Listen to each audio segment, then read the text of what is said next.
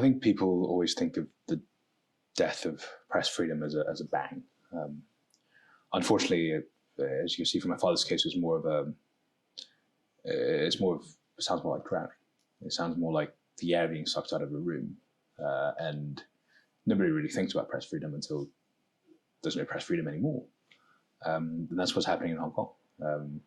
Look, they've sent 500 police officers to raid my father's newspaper. And after that, the chief executive went on stage and said there's still press freedom in Hong Kong. It's a farce. It's a farce. But more important than that, it's a government that's deliberately breaking down what made Hong Kong great in the first place, and they're weaponizing its legal system to go after men like my father. Many people in this country are very worried about national security concerns in regards to China. They have done nothing to abate that. And we're never going to normalize what's happened to my father. That's just completely unacceptable. I think for anybody in this country will tell you that is completely unacceptable, what is happening to him. So in order to have closer relationships, my father's release should be a precondition to that. And if they're not even willing to do something so right, so humane, so simple, what can we possibly expect from that relationship with Hong Kong and China? Obviously, I miss him a lot, that I love him a lot. But that, just as what you said just now, that I'm incredibly proud of him. And that,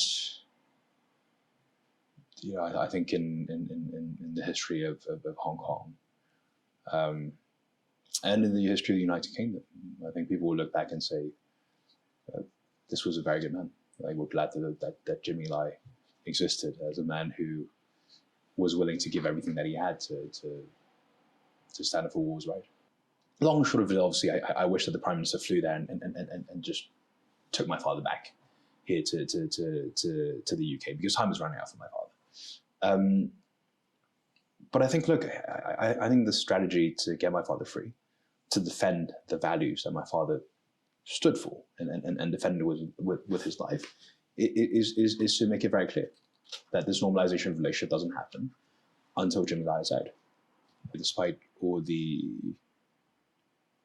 attempts to break him, including solitary confinement, including horrible conditions that he's been kept in, he's still strong in spirit and strong in faith, and that's not a given. That's pretty incredible.